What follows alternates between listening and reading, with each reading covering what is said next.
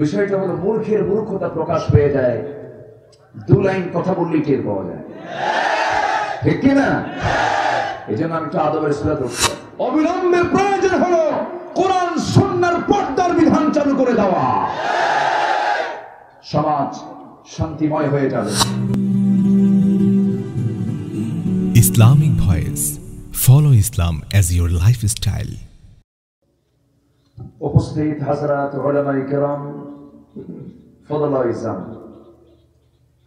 সুশীল সমাজ, জাতির শ্রেষ্ঠ সন্তান, শিক্ষক মণ্ডলী, জাতির বিবেক, সাংবাদিক বৃন্দ,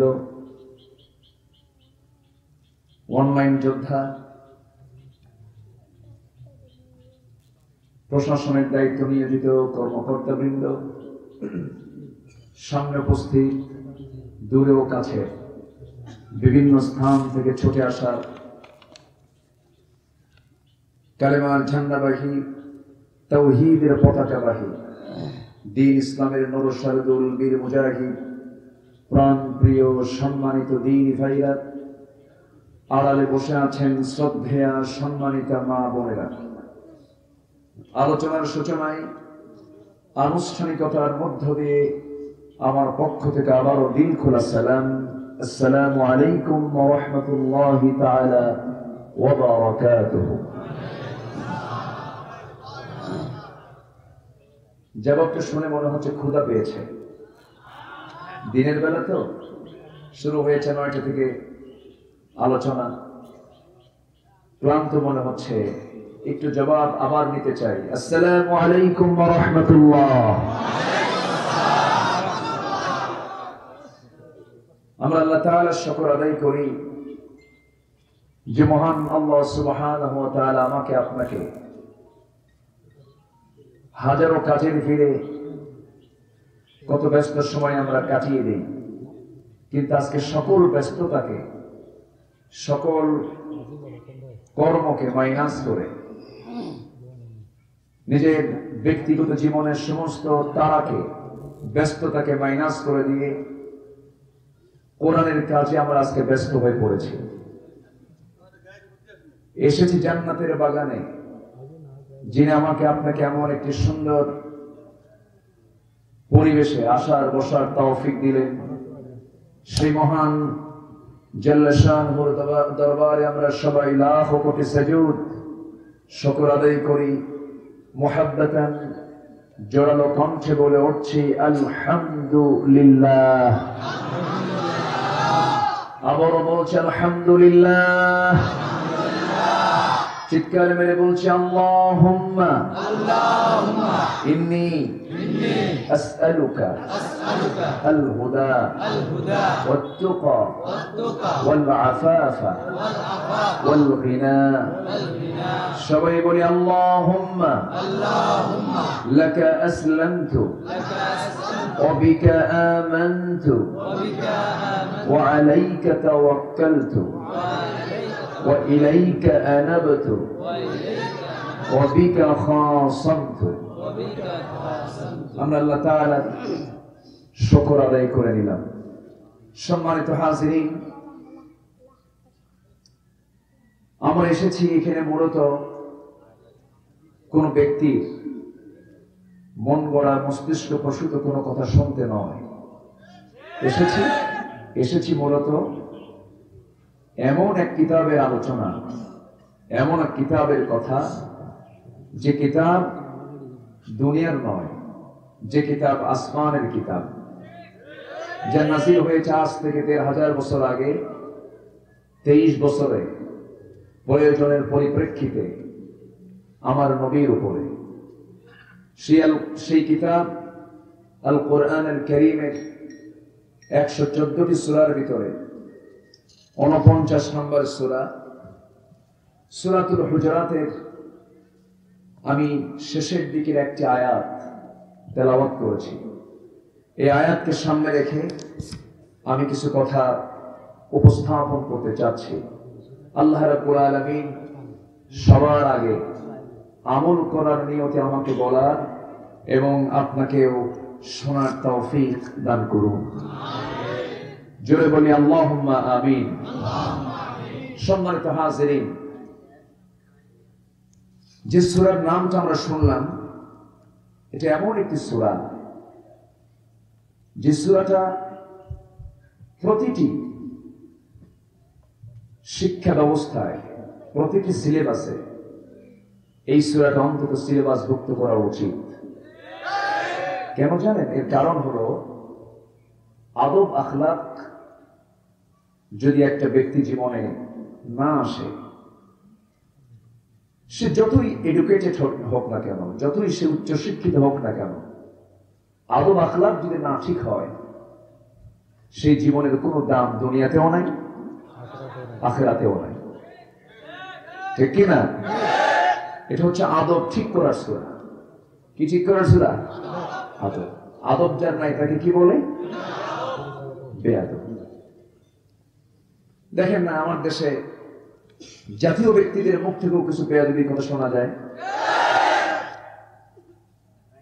তাদের মুখ থেকে এমন কিছু কথা বের হয় যে সমস্ত কথা, ভাষাগুলো হলো বস্তির কথা, রাস্তার কথা। একজন সম্ভ্রান্ত বংশীয় লোকের মুখ থেকে পারে না, হাত ভাঙ্গো, ঘাড় মটকায় দাও, খেলা হবে, আছে না? এগুলো আছে না? আবার বলে তোমরা পিটুন খায় আলে হইছ, আর আমরা ঘরে বসে আলিফ বাতাসে জিমাহা খা শিখছি। আবার আরেকজন তাহাজ্জুদ গুজার বলে আমি 22 বছর একটানা তাহাজ্জুদ করি, প্রতিদিন 80 রাকাত নফল নামাজ পড়ি। তো বিষয়টা হলো মূর্খের মূর্খতা প্রকাশ পেয়ে যায়, 2 লাইন কথা বললেই টের পাওয়া যায়। ঠিক কি না? এই জন্য আমি একটু আদবের সূরা ধরছি আজকে। সম্মানিত হাজিরিন, এক ছাত্র শিক্ষকের সামনে বসা। শিক্ষক বলে, ছাত্র তোমার বাড়ি কোথায়? স্যার ব্রাহ্মণবাড়িয়া। তো তোমাকে একটা প্রশ্ন করব, তোমার জেলা নিয়ে উত্তর দাও তো। স্যার বলে ব্রাহ্মণবাড়িয়া বানানটা বলো তো। এখন ব্রাহ্মণবাড়িয়া বানান করতে গেলে তো ভালো ছাত্র হতে হবে। সে আর উত্তর না দিতে পেরে বললো, স্যার আমি এখন ঢাকায় থাকি। কই থাকি? ঢাকায় থাকি। মূর্খ যখন কথা বলে, তার কথাই মূর্খতা প্রকাশ পেয়ে যায়। আমরা খেলবো কেন? খেলা তো ওদের মধ্যে শুরু হয়ে গেছে। ঠিক কিনা? আল্লাহ পাক যারা মূর্খ, যারা বুঝে না, আল্লাহ পাক এদের সঙ্গে খেলতেও মানা করেছেন। খেলতে যেও না। আল্লাহ রাব্বুল আলামিন বলেন, وعباد الرحمن الذين يمشون على الأرض هونا وإذا خاطبهم الجاهلون قالوا سلاما والذين يبيتون لربهم سجدا وقياما والذين يقولون ربنا اصرف عنا عذاب جهنم إن عذابها كان غراما إنها ساءت مستقرا ومقاما রহমানের যারা বান্দা, আল্লাহর যারা অনুকূত বান্দা হবে, তারা জমিনে যখন চলবে বিনয়ী হয়ে চলবে, উগ্রতা উচ্ছৃঙ্খলা তাদের দ্বারা প্রকাশ পাবে না। আমার নবীজি বিনম্রতার মূর্ত প্রতীক তিনি ছিলেন। বিনয়ী আচরণের তিনি একটি পিরামিড ছিলেন। আল্লাহ পাক রাসূলকে রক্ষা করে বলছেন, فبما رحمة من الله لنت لهم ولو كنت فظا غليظ القلب لانفضوا من حولك فاعف عنهم واستغفر لهم وشاورهم في الأمر وإذا عزمت استطعت فتوكل على الله জোরে বলি আল্লাহু আকবার হে রাসূল আপনি যদি রূঢ় আচরণের হতেন উচ্ছৃঙ্খল যদি হতেন কড়া আচরণ নিয়ে যদি আপনি চলতেন আপনার সামনে কেউ আসতো না আপনার সামনে কেউ ভিড়তো না আপনি এত বিনয়ী যে মানুষ সমস্ত কাজ ফেলে আপনার সামনে বসে থাকে আমার ভাইয়েরা আমার বন্ধুগণ ইমানদারের সবচেয়ে বড় গুণ হলো সে আদবওয়ালা হবে তার ভিতরে শিষ্টাচার থেকে যাবে সুন্দরভাবে তার কথা হবে সুন্দর তার চলা হবে সুন্দর তার লেনদেন হবে সুন্দর আচরণে প্রকাশ পেয়ে যাবে সে একজন মুমিন বান্দা ইমানদার বান্দা আমার বন্ধুগণ এই সূরার নামকরণ করা হয়েছে সূরাতুল হুজুরাত 4 নম্বর আয়াত থেকে এই সূরার নামকরণ করা হয়েছে ইন্নাল্লাযীনা ইউনাদুনাকা মিন ওয়ারাইল হুজুরাতি আকসারুহুম লা ইয়াকিলুন জোরে বলি আল্লাহু আকবার আপনাকে যারা ডাকে আপনি যখন হুজরাতে অন্তরালে যখন থাকেন ভিতরে যখন থাকে আপনাকে ডাকে আপনাকে বিরক্ত করে কিন্তু তারা তা বোঝে না আমার বন্ধুগণ এই সূরা আল্লাহ রাব্বুল আলামিন রাসূলকে কোন সময় দিলেন নবীজি সাহাবায়ে কেরামকে নিয়ে কথা বলছিলেন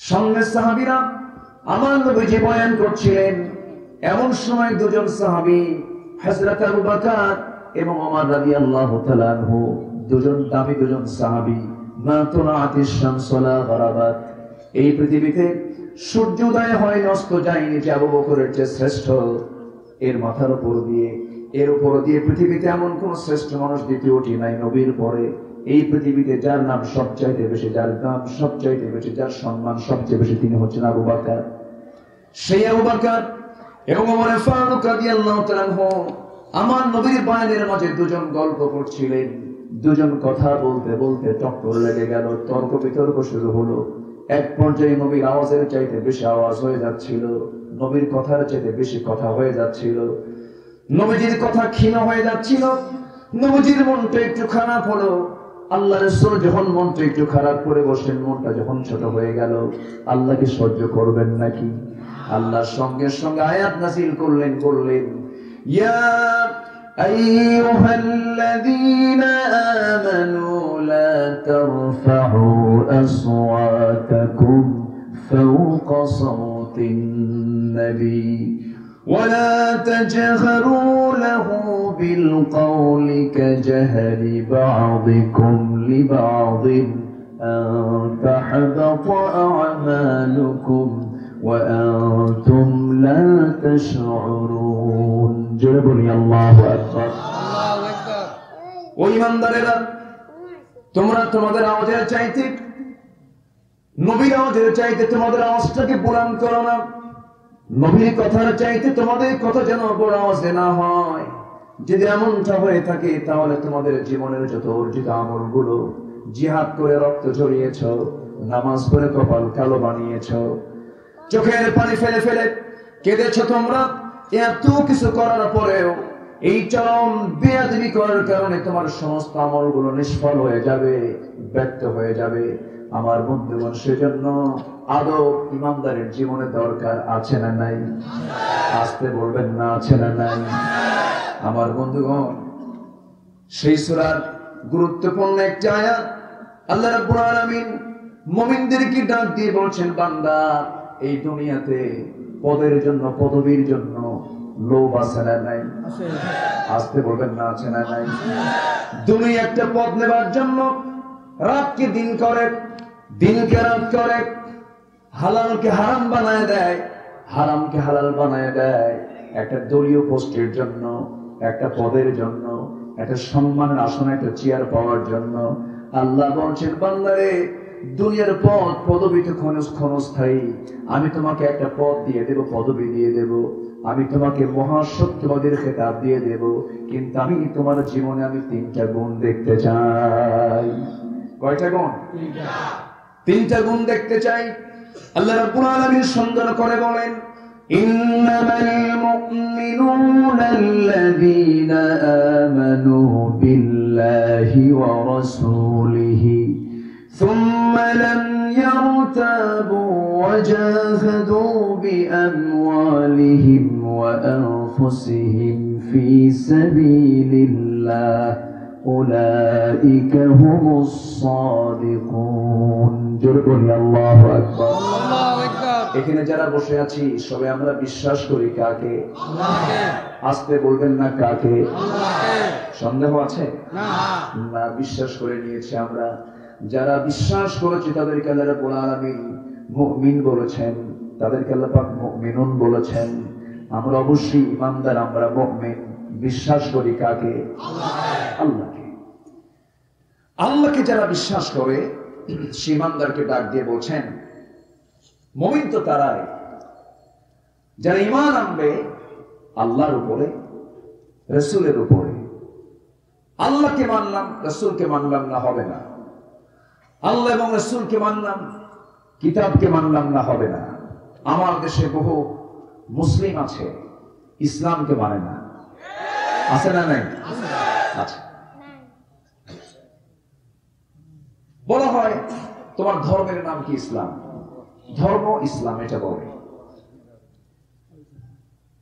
তুমি জাতি দেখি আমি মুসলিম, এটাও বলে। তোমার ধর্মের নাম ইসলাম, এটাও বলে। মুসলিম ধর্মের নাম ইসলাম, কিন্তু ইসলামের প্র্যাকটিস, ইসলামের বাস্তবায়ন জীবনে নাই। সে কি আদৌই মুসলিম? সে কি আদৌ মুসলিম? না। বাবার নাম মফিজুল ইসলাম, ছেলের নাম শহীদুল ইসলাম, দাদার নাম শরীফুল ইসলাম, ইসলাম তো বাদ নাই। কথা বলেন? ছেলের নাম মুজাহিদুল ইসলাম, বিশাল নাম মুজাহিদুল ইসলাম, এদিকে কমিউনিস্ট পার্টির নেতা। লাভটা হলো নামের সাথে ইসলাম লাগায়া জান্নাত পাওয়া যাবে না। জান্নাত পেতে হলে নামে না কামে? বলেন নামে না কামে? কামে। লিমা তাকুলুনা মা লা তাফআলুন। কোন কথা কবুল হবে না আমল ছাড়া। কি ছাড়া? কোন কথা কাজ কবুল হবে না ইখলাস ছাড়া, নিয়তের বিশুদ্ধতা ছাড়া। কোন কথা আমল ইখলাস কোনটাই কবুল হবে না আমার নবীর সুন্নাহ পদ্ধতি ছাড়া। একটার সঙ্গে আরেকটার সম্পর্ক আছে না নাই?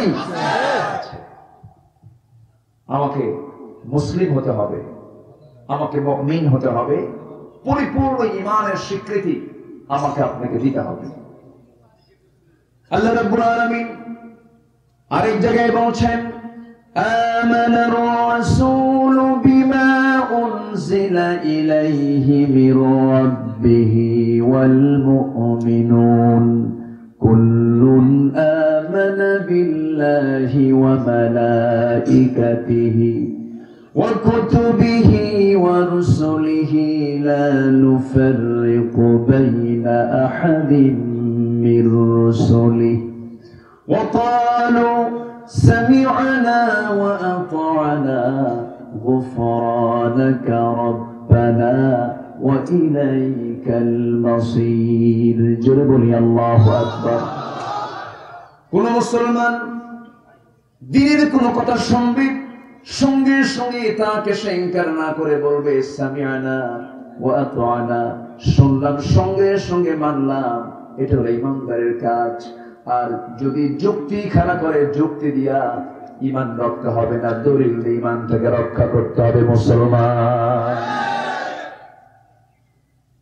যুক্তিতে মুক্তি নাই, যুক্তিতে মুক্তি নাই, দলিলে মুক্তি।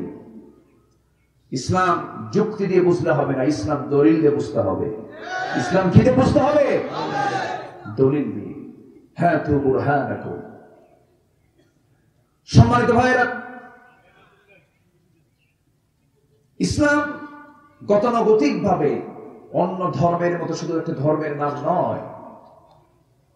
ইসলাম এটা এমন একটি বিপ্লবী মতবাদের নাম যা আমার জীবনের সঙ্গে মিশে যাওয়া একটি দ্বীনের নাম। আমার জীবনের এমন কোনো কাজ নাই যে কাজে ইসলাম নাই। প্রত্যেকটি কাজে ইসলাম আছে না নাই? আসতে বলবেন না আছে না নাই? প্রত্যেকটি কাজে ইসলাম আছে, কিন্তু একটা শ্রেণী, একটা পক্ষ, তারা ইসলামটাকে একটা গণ্ডির মধ্যে বন্দী করে রাখতে চায়। কেমন করে? নামাজ, রোজা, দান সদকা, টাকা আছে হজে যাওয়া, তারপর কিছু মসজিদ মাদ্রাসা করা, এর মধ্যে দিন, এটাই দিনদারি। আর ক্যান্টনমেন্ট, প্রশাসন, সচিবালয়, বঙ্গভবন, গণভবন, সংসদ, নির্বাচন, অর্থনীতি, সমাজনীতি, ব্যাংক, বীমা, স্বরাষ্ট্র, পররাষ্ট্র, সব এগুলো হলো দুনিয়াদারি। এটাকে একটা পক্ষ এটাকে পৃথক করে রাখতে চায়, কিন্তু ইসলাম সব জায়গায় আছে না নাই? আসতে বলবেন না আছে না নাই? যারা শুধু নামাজ এবং রোজা আদায়ের মধ্যেই জান্নাতের পথ খুঁজে বেড়াচ্ছেন, জান্নাত শুধু আনুষ্ঠানিক কিছু ইবাদতের মধ্য দিয়ে জান্নাত পাওয়া যাবে না। জান্নাত পেতে হলে জীবনের সকল জায়গায় আল্লাহর আইনকে বিনা শর্তে মেনে নিতে হবে, ঠিক কিনা? এখানেই সবচেয়ে বড় প্রবলেম, এখানেই লাগে গন্ডগোল। এখানে কি লাগে? গন্ডগোল। একটা পক্ষ এটাকে মেনে নিতে চায় না, তখন টক্কর লেগে যায়। যেমন করে টক্কর লেগেছিল মুসার সাথে ফেরাউনের, যেমন টক্কর লেগেছিল ফেরাউনের সাথে ইব্রাহিমের, যেমন টক্কর লেগেছিল আবু জাহেলের সাথে আমার নবী মুহাম্মদ সাল্লাল্লাহু আলাইহি ওয়াসাল্লাম। সেই টক্কর আজও আছে না নাই? সেই দ্বন্দ্ব, সংঘর্ষ আজও আছে না নাই? আজও আছে। একই কোরআন কেউ তেলাওয়াত করে, কেউ পায় ফুলের মালা। মিশরের আব্দুল বাসিত কোরআন তেলাওয়াত করেছেন, সারা জীবন ফুলের মালা পেয়েছেন। সেই একই কোরআনের ব্যাখ্যা দিয়েছেন সৈয়দ কুতুব শহীদ, তার গলায় ফুলের মালা জোটে নাই, তার গলায় জুটেছে ফাঁসির রশি। অতএব হক কথা বলতেই হবে, হক পথে চলতেই হবে। বাতিলদের রক্ত চক্ষুকে আমরা ভয় পাই না, ভয় পাই কাকে? এই পৃথিবীতে একজন মানুষ আল্লাহকে ছাড়া অন্যকে ভয় করলে সে মুশরিক হয়ে যাবে। আমরা ভয় করি কাকে? আল্লাহ। সোজা কথা, যদি না মরতাম তাহলে না হয়তো ড্রামা খাটাতাম। মরেই তো যাবো, মরে যাবো না? মরি যখন যাবো, ব্যাকরণ খাটায় লাভ কি? পেস্টাস খাটায় লাভটা কি? জান্নাতের পথ বাঁকা না সোজা? জান্নাতের পথ বাঁকা না সোজা? বাঁকা হবো না সোজা হবো? সোজা। আল্লাহ রাব্বুল আলামিন বলেন, ফাআকিম ওয়াজহাকা লিদ-দীনি হানিফান ফিতরাতাল্লাহিল্লাতী ফাতারান-নাস আলাইহা লা তাবদীলা লিখালকিল্লাহ যালিকা আদ-দীনুল কাইয়্যিম ওয়ালাকিন্না আকসারান-নাস লা ইয়ালামুন। জোরে বলি আল্লাহু আকবার। তুমি তোমার চেহারা আল্লাহমুখী করে নাও, দিনটা কি তুমি গ্রহণ করে নাও। মুনিবিনা ইলাইহি ওয়াত্তাকুহু ওয়া আকিমুস সালাতা ওয়া লা তাকুনু মিনাল মুশরিকিন। জোরে বলি আল্লাহু আকবার। আল্লাহমুখী হয়ে যাও, আল্লাহকে ভয় করো, নামাজ কায়েমের সংগ্রাম করো, মুশরিকদের অন্তর্ভুক্ত হইও না। যে ব্যক্তি শিরকের কাজে নিজেকে জড়িয়ে যাবে, সে ভাবতে হবে যে আমি ক্যান্সার আক্রান্ত একজন ইমানদার। ইমানের ক্যান্সার আছে না নাই? আসতে বলবেন না আছে না নাই?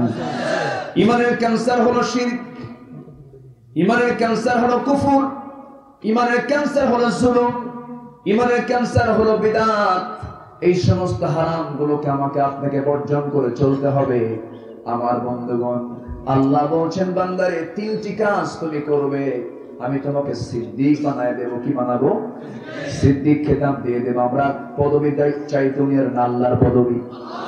কার পদবি নিতে চাই? আল্লাহ আমাকে পদ দিতে চান, আল্লাহ আমাকে পদবি দিয়েছেন, তুমি সিদ্দিক। তিনটা গুণ অর্জন করো, তিনটা কোয়ালিটি তোমার মধ্যে তুমি নিয়ে আসো।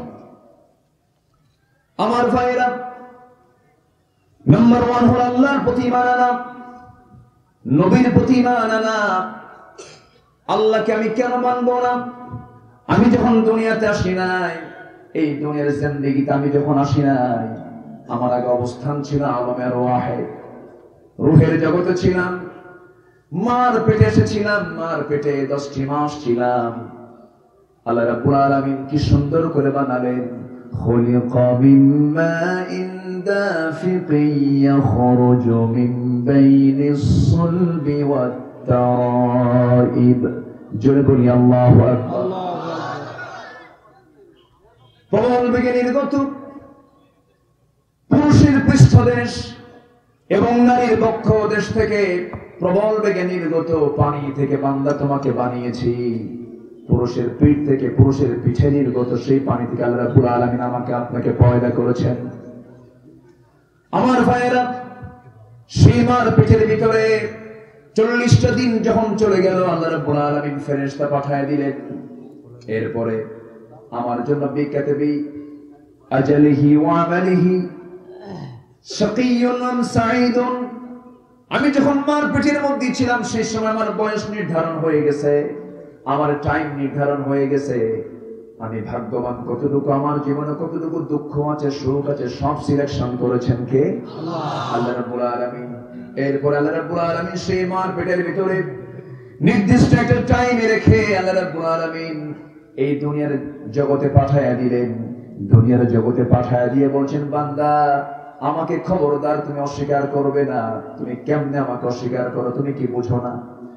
খুবই কমন একটা আয়াত, সূরা বাকারার আয়াত। আমার সঙ্গে সবাই ঠোঁট মিলিয়ে বলুন, সওয়াব পেয়ে যাবেন।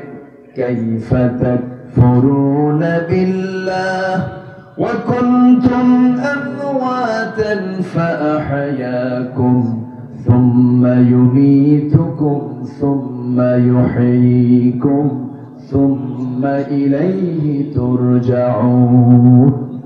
তুমি আমাকে কেমন অস্বীকার করো? তুমি তো নিষ্প্রাণ ছিলে, তোমার কোনো অস্তিত্ব ছিল না। তোমার কেমন একটি টাইম চলে যায় নাই যে সময় তুমি উল্লেখযোগ্য কিছুই ছিলে না। হাল আতা আলাল ইনসানি হিনুম মিনাত তাহরি লাম ইয়াকুন শাইআম মাযকুরা। সেই নিষ্প্রাণ থেকে আমি তোমাকে প্রাণ দিয়েছি, এরপর আমি তোমাকে আবার মুর্দা করব, আবার তোমাকে জিন্দা করব। যেখানেই যাও না কেন ফিরে আসতে হবে আমি আল্লাহ আমার দিকে, আমার কাছেই তোমাকে ফিরে আসতে হবে। তুমি আমাকে কেমন অস্বীকার করো? আমি তোমাকে কত সুন্দর করে বানিয়েছি। নিজের দিকে তাকায় দেখো, টানা টানা চক্ষুটা কে দিয়েছেন? এবং এই চোখটাকে দুনিয়ার জগতে চলতে গেলে ধুলাবালি আছে। এই চোখটাকে সম্পূর্ণ নিরাপদ এবং ফ্রেশ রেখে দিয়েছেন কে? চোখের মধ্যে পানি আছে না নাই? এই পানি কি টিউবওয়েলের পানি নাকি? টিউবওয়েলের পানি না, এই পানিটা সাধারণ কোনো পানি নয়। যদি সাধারণ পানি হতো, -ডিগ্রি তাপমাত্রায় চোখের ভিতরের যে পানিটা আইস হয়ে যেত, বরফ হয়ে যেত, চোখটা নড়তো না, নড়াচড়া করতো না, চোখটা হয়ে যেত একমুখী, নষ্ট হয়ে যেত। তাহলে কি পানি এটা? -10, -15 তাপমাত্রার পৃথিবীর কিছু জনপদ আছে না নাই? আছে। কোন তাপমাত্রাই নাই, বরং -10, -15 পর্যন্ত আছে।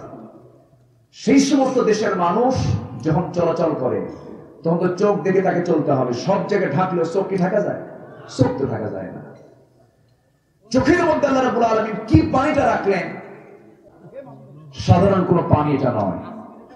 এই পানিতে রয়েছে কি? রয়েছে শ্লেষ্মা, কিছু তেল, কিছু পানি, ইলেকট্রোলাইটের কিছু জটিল মিশ্রণ, যা চোখের কর্নিয়াকে সজাগ রাখে, ওটাকে ফ্রেশ রাখে। যদি এটা তেলের মতো হতো, দুনিয়ার ধুলাবালি ঢুকে আরো চোখটা জাম লেগে যেত, বেকায়দা হয়ে যেত। আল্লাহ রাব্বুল আলামিন এমন ধরনের একটা পানি, জটিল মিশ্রণে পানির সৃষ্টি করেছেন সেখানে, যখনই কোনো ধুলাবালি চোখের মধ্যে ঢুকতে নেয়, ঢোকার সঙ্গে সঙ্গে পানি আলটিমেটলি বের হয়ে যায়। সব ধুয়ে মিশে সাফ করে দিয়ে বলছেন, আল্লাহ বান্দা তোর চোখটাকে সুন্দর করে ফ্রেশ এই জন্য রেখেছি, তুই কি দেখবি না? ফালা ইয়ানজুরুনা ইলাল ইবিলি কাইফা খুলিকাত ওয়া ইলাস সামাই কাইফা রুফিআত ওয়া ইলাল জিবালি কাইফা নুসিবাত ওয়া ইলাল আরদি কাইফা সুতিহাত ফাযাক্কির ইন্নামা আনতা মুযাক্কির। আল্লাহু আকবার। শুধু সৃষ্টি করেন নাই, এটাকে লেভেল করেছেন কে? সমতা করেছেন কে? আল্লাহ। আল্লাযী খালাকাকা ফাসাওয়াকা ফাআদালাক। এটাকে লেভেল করেছেন। চোখটা আপ ডাউন করেননি, হাতটা ছোট বড় করেননি, পা দুটো ছোট বড় করেননি, এটা ভারসাম্য করে বানিয়ে দিয়েছেন আল্লাহ রাব্বুল আলামিন। এই চোখটা তো সুন্দর করে বানালেন, আবার চোখের পাপড়িও দিয়েছেন, আবার আইব্রো দিয়েছেন, বান্দার চোখে যেন কোনো সমস্যা না হয়। আল্লাহ রাব্বুল আলামিন দুটি কান দিয়েছেন, এই কানের মধ্যে শ্রবণ কোষ দিয়েছেন। শ্রবণ কোষটা আল্লাহ রাব্বুল আলামিন এত সুন্দর করে সেট করেছেন, প্রতিটি কানের ভিতরে 1 লক্ষ শ্রবণ কোষ দিয়েছেন। ছোট বললে ছোট শোনা যায়, বড় আওয়াজে বললে বড় আওয়াজ শোনা যায়, আবার মিডিয়াম করে বললে মিডিয়াম শোনা যায়। যদি এমনটা শ্রবণ কোষ না থাকতো, সমস্ত আওয়াজগুলো সমান শুনতো, মানুষ সমস্যা হয়ে যেত। আমার আল্লাহ তাআলা নাক দিয়েছেন ঘ্রাণ নেবার জন্য, অক্সিজেন নেবার জন্য। এই নাকটা এত সুন্দর করে সেট করে দিয়েছেন মুখের সাথে। বান্দা যখন মুখে খাবার নেয়, নাকের খাবার জরুরি না মুখের খাবার জরুরি বেশি? বলেন কোনটা? মুখের না নাকের? ভালো করে কোন খাবারটা বেশি জরুরি, নাকের না মুখের? নাকে। নাকে কি যায়? নাকে কি যায়? অক্সিজেন। 3 দিন খাবার নাই, বাঁচবো না। নাকি বাঁচবো? বাঁচবো। 3 দিন পাই নাই খাবার, বাঁচবো আমি। কিন্তু নাকে আমার 5 মিনিট অক্সিজেন নাই, তাহলে কি হবে? বাঁচবো? কোনটাকে দরকার, নাকের খাবার না মুখের খাবার? নাকের খাবার। দুটো একসঙ্গে দিয়েছেন, নাকও দরকার মুখও দরকার, এবং দুটোই দিয়েছেন আউটে। ইনসাইড করেননি। ইনসাইড করলে সমস্যা হতো। ইনসাইড করলে কি হতো? ধরেন নাকটা এই জায়গায় না দিয়া যদি দেওয়া হতো বগলের তলে, একটু চিন্তা করে দেখেন, যদি বগলের তলে দেওয়া হতো, গরম করে না হয় খালি গায়ে বসলাম, শীতকালে কি করবেন? অথবা মেহমান হয়ে গেছেন, মশিউর ভাই আমি মেহমান হয়ে আসছি মানুষের বাড়িতে, তারা তো খাওয়ার ব্যবস্থা করেছেন, খাওয়ার সময় নাকটা যদি এই জায়গায় না দিয়ে যদি আল্লাহ বগলের তলে দিতেন, কাপড় চোপড় খুইলে আগে ধুইয়া নাক বলে দিয়ে খাওয়া যাবে কি যাবে না? সুবিধা না অসুবিধা? অসুবিধা। আল্লাহ পাক আল্লাযী খালাকাকা ফাসাওয়াকা ফাআদালাক। আল্লাহ পাক এত সুন্দর করে বানিয়েছেন, এটাকে লেভেল করেছেন, ভারসাম্য করেছেন, কোনটা কোন জায়গায় দরকার তা দিয়ে দিয়েছেন। জোরে বলি সুবহানাল্লাহ। নাকের জায়গায় নাক দিয়েছেন। খাবার যখন আবার মুখে নেয় বান্দা, শুধু অক্সিজেন দিয়ে যে অক্সিজেন শুধু যে নেয় তা না, ঘ্রাণ আছে না নাই? আসতে বলে না, ঘ্রাণ আছে না নাই? আগে ঘ্রাণের কাজ না খাওয়ার কাজ? বলেন কিসের কাজ? আগে ঘ্রাণ। খাবারটা যখন মুখে নিলাম, সঙ্গে সঙ্গে নাক বলছে এটা জায়েজ, এটা না জায়েজ। এই কথা কি বোঝা গেল? এটা জায়েজ, এটা না জায়েজ, এটা খাওয়া যাবে, এটা খাওয়া যাবে না। নাক সঙ্গে সঙ্গে বলে দিচ্ছে। আমার ভাইয়েরা, আমার মুখের ভিতরে খাবারটা নিয়ে নিলাম, সেই খাবারের স্বাদ আস্বাদন করার জন্য আল্লাহ একটা গোশতের টুকরা মুখের মধ্যে দিয়েছেন, তার নাম হলো জিহ্বা।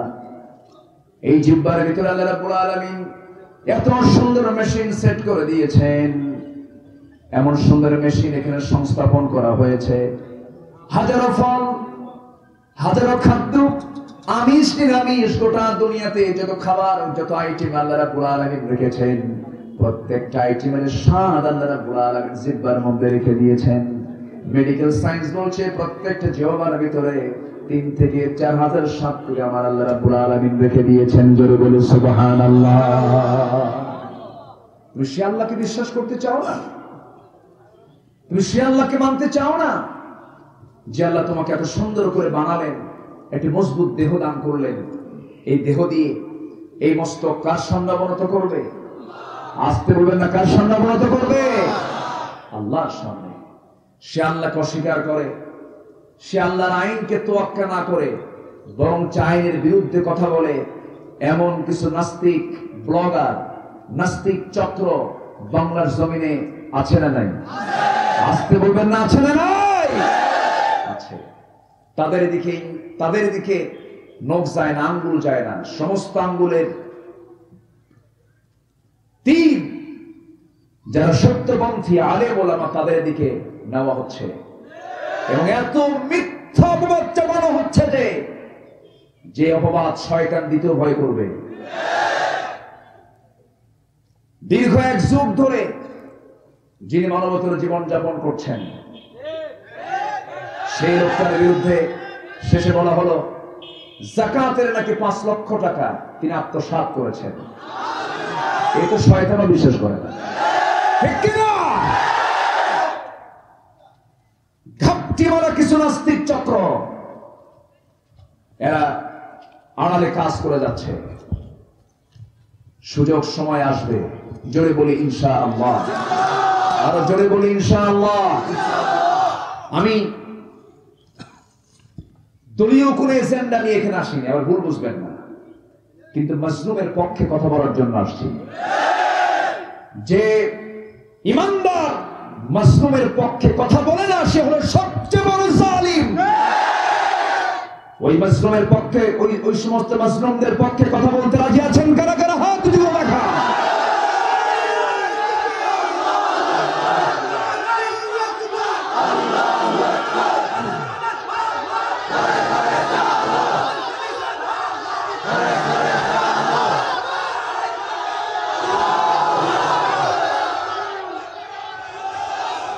আল্লাহ সবার হাতকে কবুল করুন, জোরে বলি আমিন, আরো জোরে আমিন।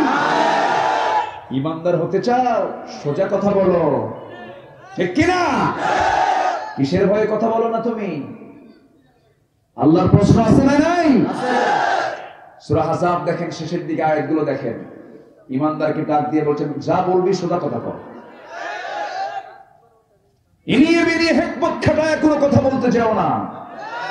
হিকমতের নামে মুনাফিকের চরিত্র দেখানো যাবে না মুসলমান। এটাই হচ্ছে ঈমান। বেলালকে বলা হলো, বেলাল তুমি নাকি ইসলাম কবুল করেছো? বেলাল বলছেন, নাকি কম কেন? দেখেন, সুবহানাল্লাহ বলবেন না? অনুমান করে বলেন কেন? আপনি দেখেন, লা ইলাহা ইল্লাল্লাহ। কোন ভয় আছে? আবু যার গিফারীকে বলা হলো, আবু যার ইসলাম কবুল করেছো, ভালো কথা, এই গুহায় তুমি দিন গ্রহণ করেছো, তোমার গোত্রে গিয়ে কালিমার দাওয়াত দাও। কাচ্চা হুজুর, ঠিক আছে। কাবার চত্বরে দাঁড়ায় ভাবলেন, এত বড় মহাসত্য কথাকে আড়াল করা যায়? সবাইকে ডাক দিয়ে বললেন, আশহাদু আল্লা ইলাহা ইল্লাল্লাহ। কি বাঁকা পথ না সোজা পথ? সোজা পথ। আব্দুল্লাহ এক সাহাবীর নাম, বলা হলো, তার ভাতিজা বলতেছে, তুমি নাকি ইসলাম কবুল করেছো? আপনি নাকি বলেন কেন, অনুমান করেন কেন? আপনি কি দেখবেন? হ্যাঁ দেখবো। সঙ্গে সঙ্গে ভাতিজা চাচার মুখে দাওয়াতি কাজ শুরু করে দিলেন। তিনি বললেন, আশহাদু আল্লা ইলাহা ইল্লাল্লাহু ওয়াহদাহু লা শারীকা লাহু ওয়া আশহাদু আন্না মুহাম্মাদান আবদুহু ওয়া রাসূলুহু। সঙ্গে সঙ্গে চাচা তেলে বেগুনে খেপে গিয়ে বলতেছে, ভাতিজা তোর বাপ মরছে জন্মের আগে, চলে গেছে। আমি তোকে কত কষ্ট করে তুই ছিলি, পিতৃব্যের ভূমিকা পালন করে বড় করলাম, এত বড় আঘাত তুই আমারে দিলি। তুই কি জানিস দিন গ্রহণের পরিণাম কি হতে পারে? এবার ভাতিজা বলে, চাচা কি হবে আপনি বলেন। সমস্ত সম্পত্তি আমি তোর কাছ থেকে জবরদখল করে নেব। জবরদখল করতে হবে না, অনায়াসে আমি আপনাকে দিয়ে দেব। যেরকম সুবহানাল্লাহ। আমরা দুনিয়ার পথ চাই না, আল্লাহর পথ চাই। আল্লাহর পদবি কার পদবি? আল্লাহর পক্ষ থেকে যে পদবি, সেই পদবি আমরা চাই। সঙ্গে সঙ্গে কি হলো, থাপ্পড় মেরে চাচা জমিনে ফেলে দিয়া এবার বলছে আমি তোর কাছ থেকে সবকিছু নিয়ে নেব। নিয়ে নেন চাচা, কোনো আপত্তি না, আমি দিন তো পেয়েছি। এবার বলা হলো গায়ের জামাটা খোল। গায়ের জামা তিনি খুললেন। আরো লোকজনের সামনে বলা হলো পরনের লুঙ্গিটাও খুলে ফেল। জোর করে লুঙ্গিটাও খুলে না হলো, সম্পূর্ণ উলঙ্গ করে ঘর থেকে বের করে দেওয়া হলো। মার সামনে দাঁড়িয়ে বলছে, মা আমার দিকে তাকায়ও না, দিন গ্রহণ করেছি। আমার চাচা আমার পরনের লুঙ্গিটাও খুলে নিয়েছে। মা বলছেন, বাজান এই যে ছোট্ট একটা চাদর আছে, চাদরটা নিয়ে কোনো মতো সতরটা ঢেকে নে। সতরটা ঢাকলেন আর বলছেন, আম্মা দোয়া করো, দুনিয়ার সমস্ত দরবার বন্ধ থাকলেও নবীর দরবার আমার জন্য খোলা আছে। প্রচন্ড শীতকাল। সেই শীতকালে সেই মাসরুম সাহাবী ভোরবেলা সকালবেলা নবীজির দরজায় গিয়ে কড়া নাড়ছেন। নবীজি দরজা খুলেই দেখেন থরথর করে কাঁপে একজন যুবক, গায়ে কোনো কাপড় চোপড় নাই। বললেন, যুবক তোমার এমন অবস্থা হলো কেন, কি হয়েছে? হুজুর দিন গ্রহণ করেছি, দুনিয়া ছেড়ে দিয়েছি। আমার চাচা আমার শরীর থেকে সমস্ত কিছু খুলে নিয়েছে। নবীজি ঘরের মধ্যে ঢুকলেন। ঘরের মধ্যে ঢুকে সবচেয়ে সুন্দর দুটো জুব্বা, নবীজির ব্যবহৃত দুটো জুব্বা হাতের মধ্যে করে এনে বলছেন, আব্দুল্লাহ তোমার চাচা তোমাকে বস্ত্রহীন করেছে, আমি তোমাকে জুব্বা দিয়ে আমি তোমার গাটা ঢেকে দিলাম, যাও। এবার রাসূল বলেন, আব্দুল্লাহ আমাকে কিছু বলতে চাও নাকি? হুজুর আপনি আমার জন্য দোয়া করুন।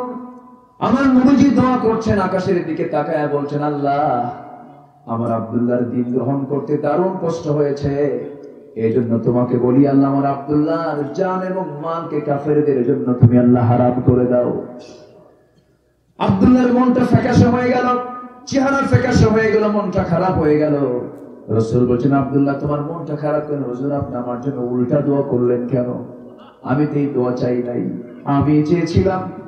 আমি চেয়েছিলাম যেন দিন গ্রহণ করেছি, যুদ্ধের ময়দানে গিয়ে যুদ্ধ করতে করতে কাফেররা যেন আমার হাতটা কেটে ফেলে, আমার নাকটা কেটে ফেলে, আমার কানটা কেটে ফেলে, আমার চোখটা যেন তুলে ফেলে। আল্লাহর সামনে যখন দাঁড়াবো আমি, সেদিন আল্লাহ বলবেন, ফিমা যদি আনফুক ওয়া উযুনুক, তোর নাক তোর কান কেন কাটা আজকে? সেই সময় আল্লাহকে বলতে যেন পারি, আল্লাহ তোমার জমিনে তোমার দিন কায়েমের জন্য কাফেররা আমার নাকটা কেটে নিয়েছিল, কানটা কেটে নিয়েছিল। হুজুর আপনি এমন দোয়া করলেন কেন? আমি তো এই দোয়া চাই নাই। রাসূল বললেন, সাহাবীরে তোর মধ্যে যদি শাহাদাতের তামান্না বিন্দু পরিমাণ থেকে থাকে, কি চিন্তা করিস না আব্দুল্লাহ, ওয়া ইম্মা তাআলা ফিরাশিহি, বিছানায় যদি তোমার মৃত্যু হয়ে যায় আব্দুল্লাহ, আল্লাহ তোমাকে শহীদের সবচাইতে বড় দরজা দিয়ে দিবেন। এই আব্দুল্লাহ ঘর নাই, বাড়ি নাই, সব ছিল তার। আহলে সুফার সদস্য হয়ে গেলেন। সাহাবীদের সঙ্গে তিনি বসে বসে কোরআন তেলাওয়াত করতেন, কিন্তু তার তেলাওয়াতটা খুব উচ্চ আওয়াজে হতো, খুব জোরে জোরে তেলাওয়াত করতেন, কেঁদে কেঁদে তেলাওয়াত করতেন। সাহাবীরা এসে রাসূলকে বললেন, ইয়া রাসূলুল্লাহ আব্দুল্লাহর তেলাওয়াতে আমরা কষ্ট পাই, আপনি একটু পরামর্শ দিন সেজন্য আস্তে তেলাওয়াত করে। আমার নবীজি শুনে বলছেন, সাহাবীরা রে আব্দুল্লাহর ব্যাপারে তোমরা কোনো রিপোর্ট আমাকে করো না, কারণ আব্দুল্লাহর দিন গ্রহণ করতে দারুণ কষ্ট পেতে হয়েছে, দারুণ বেগ পেতে হয়েছে। আব্দুল্লাহ যে জোরে জোরে তেলাওয়াত করে, সে আবেগ আপ্লুত হয়ে তেলাওয়াত করে, আব্দুল্লাহর তেলাওয়াতে তোমরা বাধা দিও না। আমার নবীজি মদিনার মসজিদ থেকে কোন এক সময় জিহাদের ময়দানে চলে গেলেন। জিহাদ শেষান্তে নবীজি মদিনার দিকে সাহাবে কেরামকে নিয়ে ফিরতেছিলেন।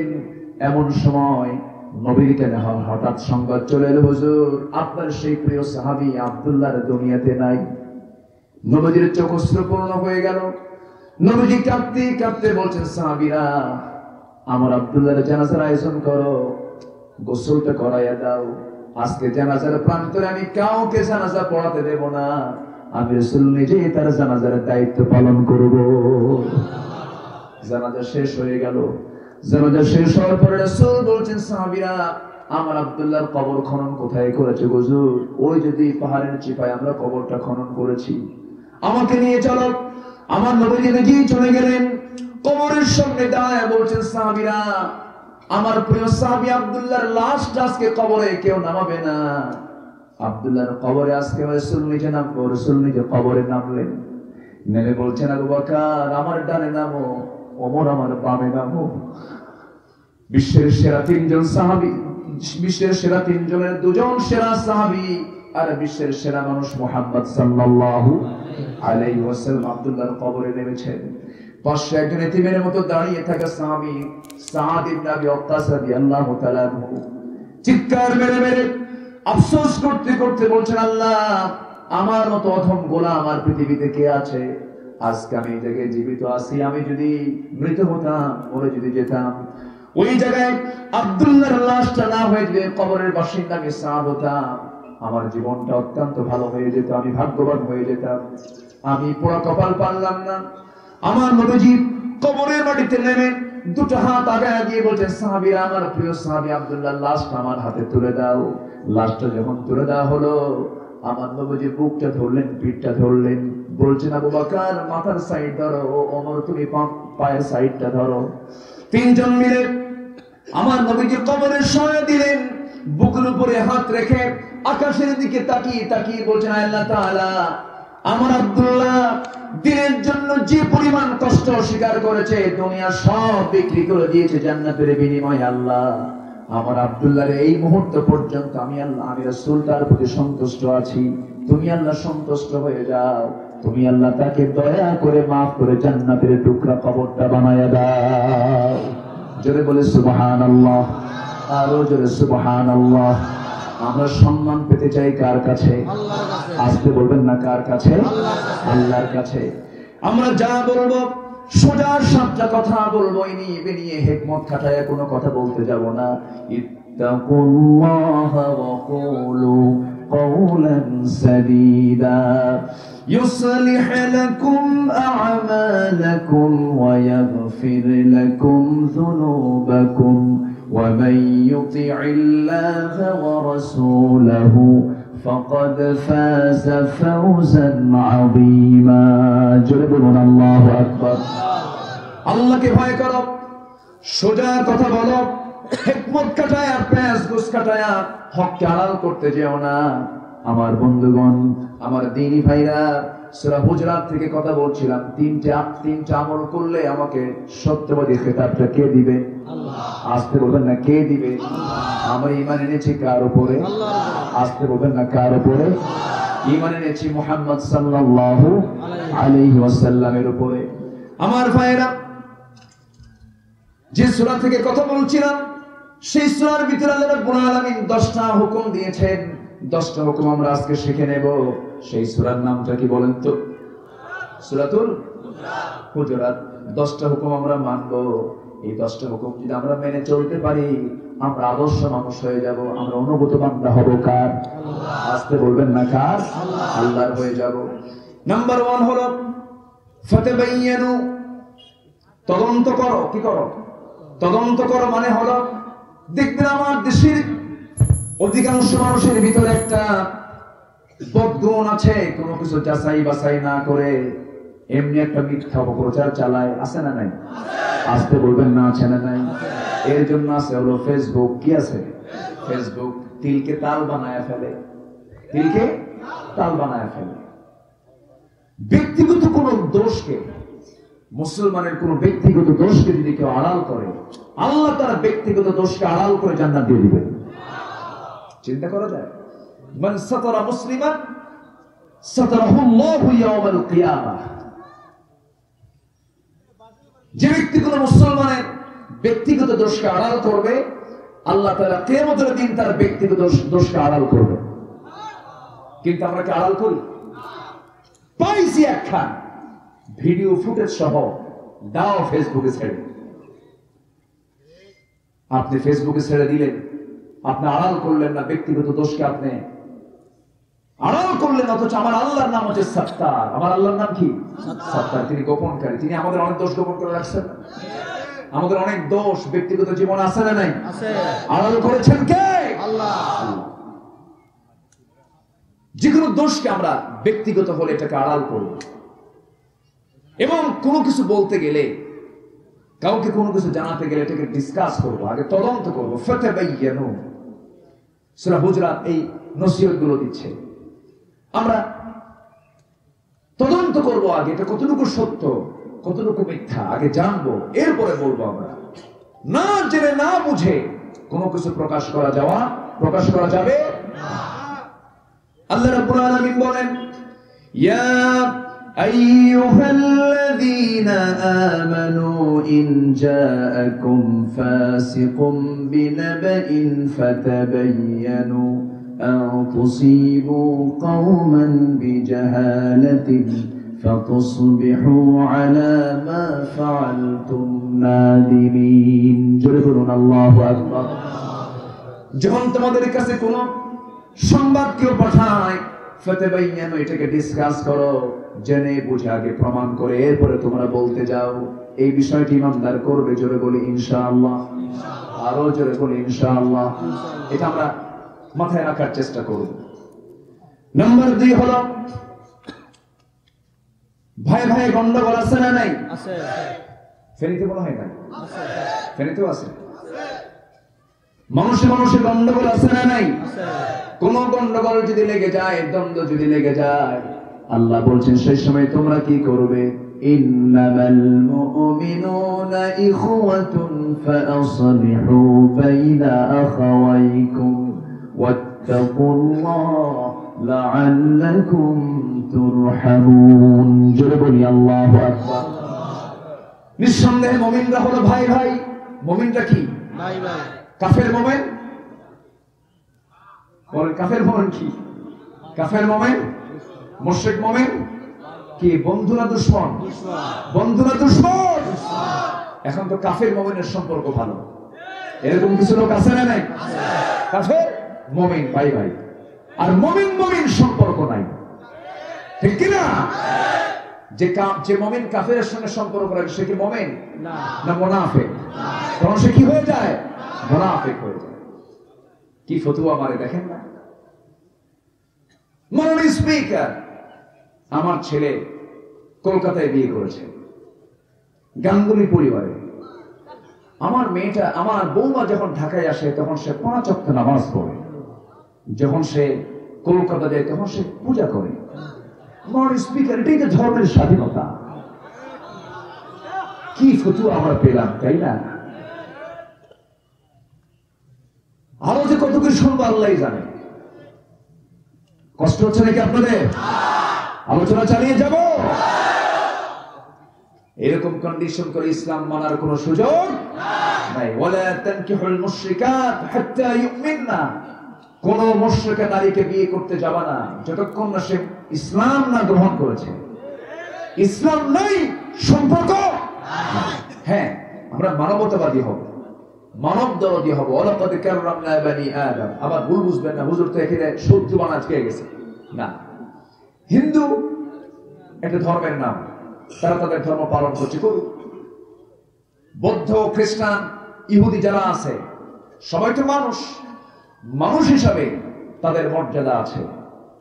ঈমানের ভিত্তিতে তাদের সঙ্গে হৃদয়ের মনের কোন সম্পর্ক রাখা যাবে এবং আত্মীয়তার কোন সম্পর্ক রাখা যাবে না।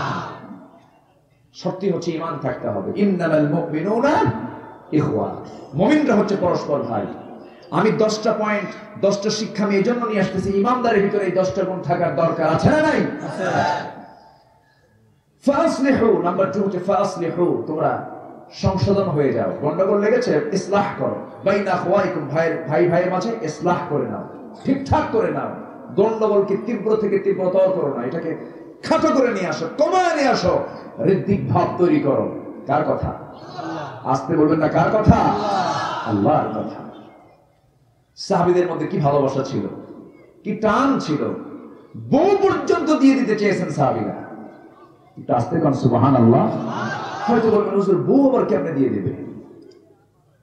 আমার দেশে আবার কিন্তু লিভ টুগেদার আছে, আছে না নাই? এলিয়েট শ্রেণীতে লিভ টুগেদার আছে। আবার স্বামী বউ পাল্টাপাল্টি করে। একাম কুকাম গুলো এমন একটি শ্রেণী করে যারা সমাজের, যারা শাসক, শাসক মানে সেই শাসক বলবো না, সমাজের নেতৃত্ব যারা দেয়, নেতৃস্থানীয় পর্যায়ে যারা থাকে তাদের মধ্যে এই সমস্ত সংস্কৃতি, এই সমস্ত কালচার আছে না নাই? বলে যে আমার বউ তুমি নিয়ে যাও 3 দিন, তোমার বউ আমার কাছে দিয়ে যাও 3 দিন। এরকম সভ্যতা নোংরামি গুলো আছে না নাই? এই নোংরামির ফলাফল হলো আনুষ্কা বিহান, ঠিক কিনা? তুমি করবা ওয়াকাম আর তোমার সন্তান হবে ভালো। তুমি কেমন আশা করো আম গাছে আমি ধরবে, জাম গাছে জামি ধরবে, জাম গাছে আম ধরে না, ঠিক কিনা? তুমি মা তোমার মেয়েকে গ্রুপ স্টাডিতে পাঠাও, সবগুলো ছেলে তার মাঝে একটা মেয়ে, তুমি গ্রুপ স্টাডিতে পাঠিয়ে দিয়েছ, সহশিক্ষার পরিবেশে তুমি পাঠিয়ে দিয়েছ, পর্দার কোনো গন্ধ নাই। এখন বলছেন বিচার চাই। সম্মানিত ভাইয়েরা, আনুষ্কা বিহানের আগেও আরো ধর্ষণের রেকর্ড আছে না নাই? আসতে বলবেন না, আছে না নাই? এই কুমিল্লার তনু শেষ, সিলেটের খাদিজা শেষ, কত ইতিহাস পড়ে আছে।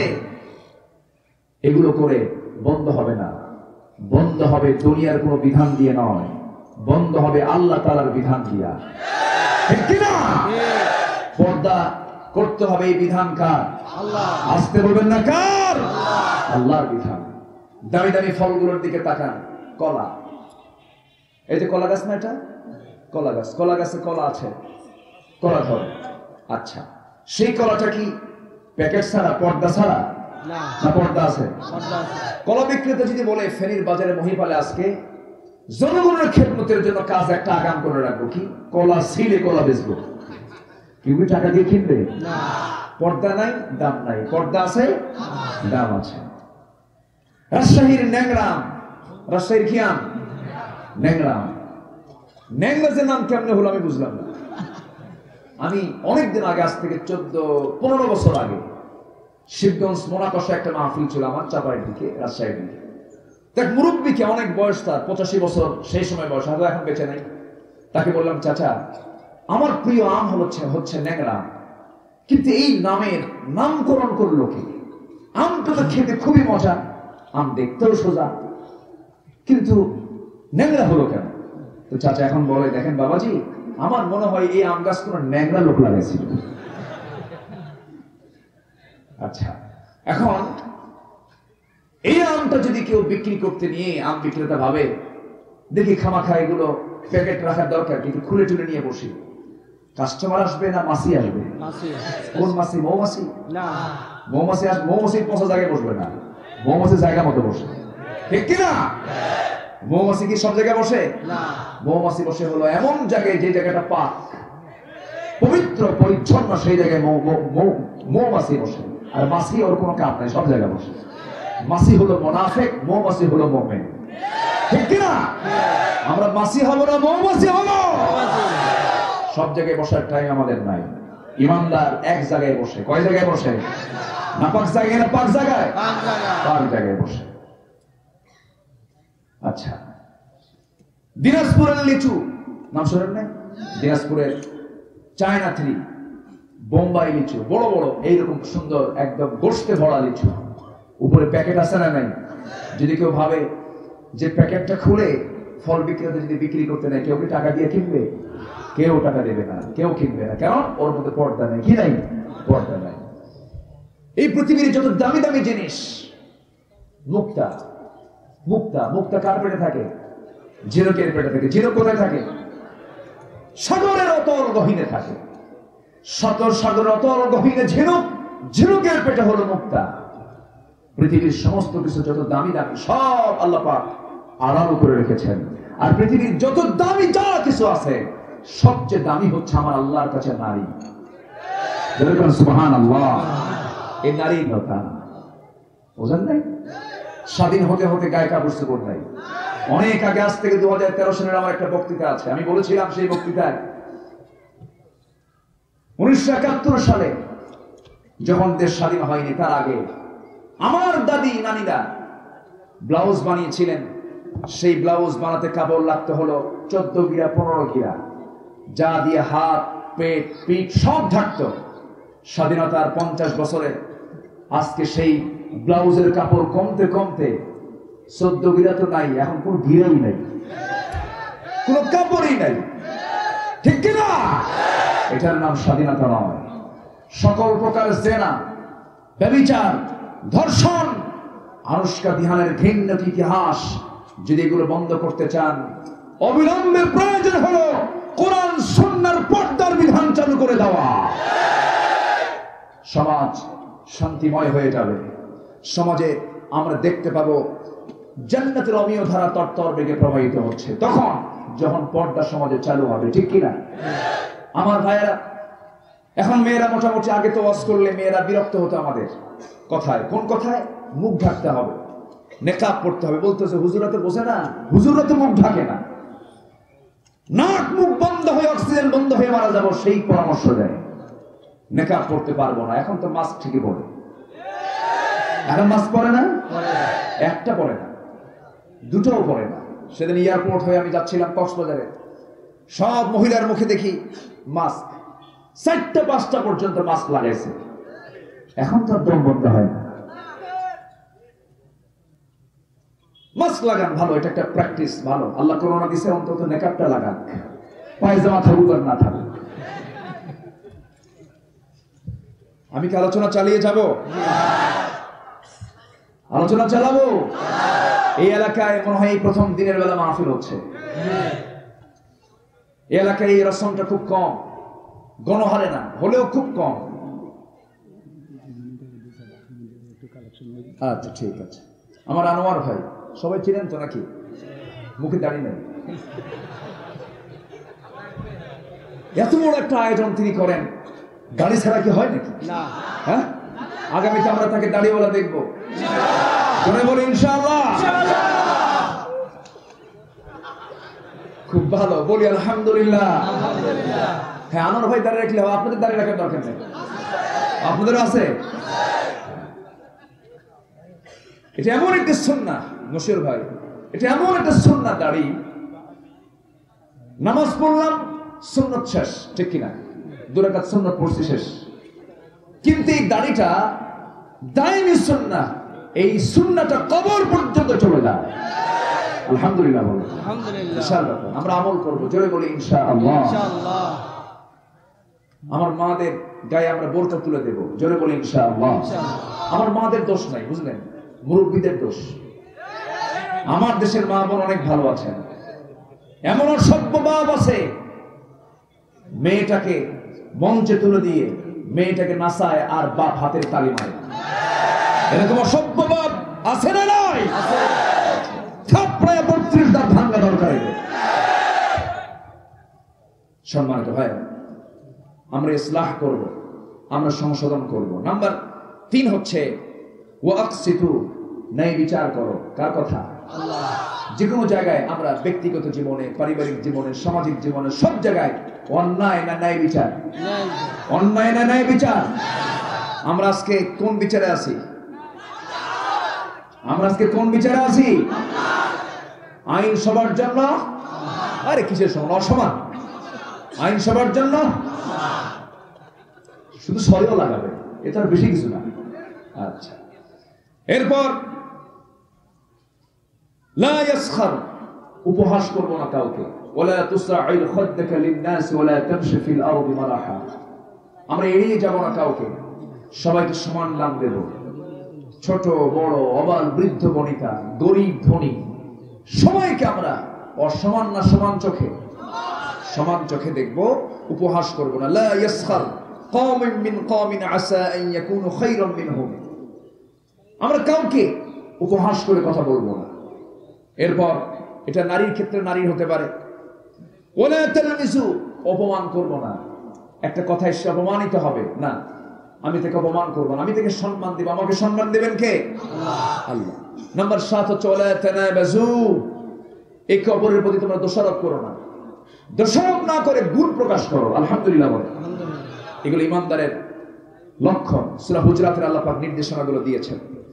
এরপর মারাত্মক একটা অপরাধ আছে এখন, সেটা হচ্ছে কুধারণা করা।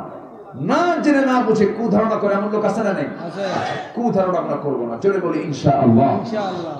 ইজতানিবু কাসীরাম মিনায-যন্ন ফাইন্নায-যন্না আকযাবুল হাদিস। কুধারণা হচ্ছে সবচেয়ে বড় মিথ্যা কথা। হয়তো মনে হয় এই কাজটা সে করছে, মনে হয় এর মধ্যে কুধারণা আছে না নাই? আছে।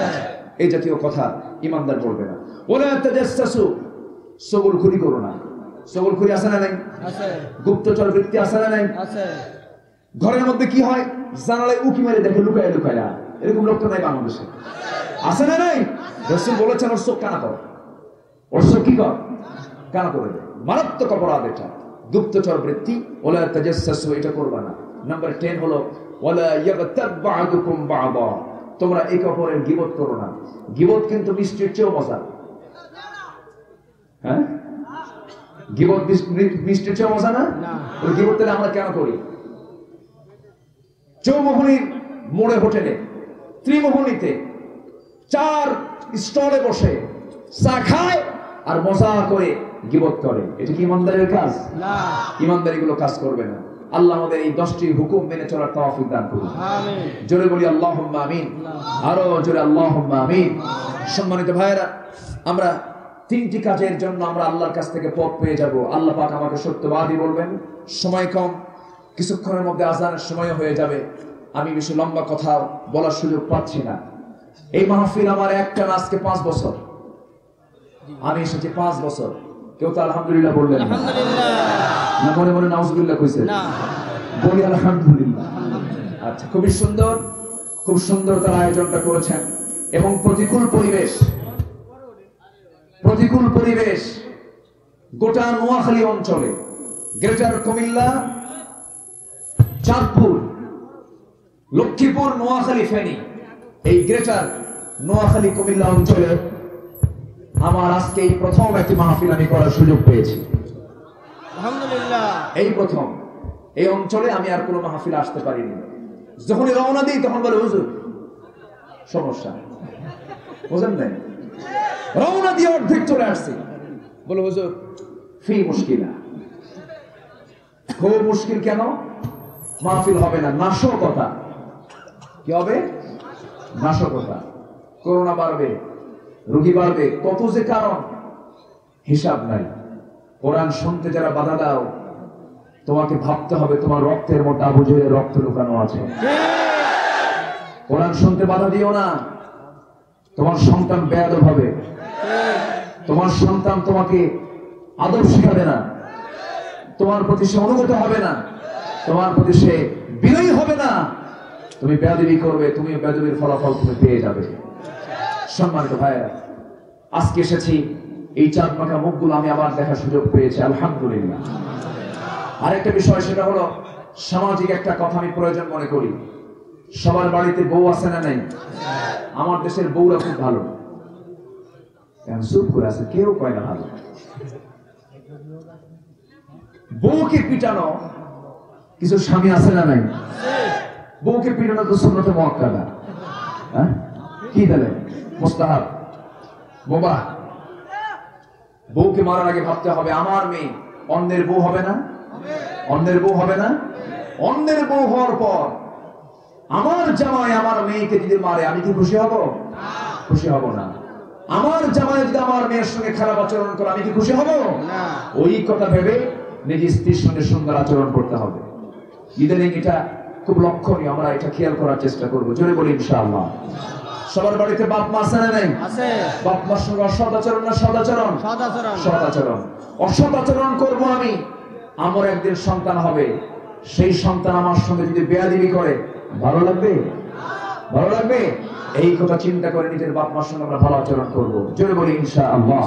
আজকে আদব আখলাক নিয়ে কিছু কথা বললাম, তো একটু মিলায় দিয়ে সংক্ষিপ্ত সময় যতটুকু পেরেছি বলেছি। বলি আলহামদুলিল্লাহ। জোরে বলি আলহামদুলিল্লাহ। আল্লাহ তুমি সবাইকে কবুল করে নাও। আমরা দোয়া করব।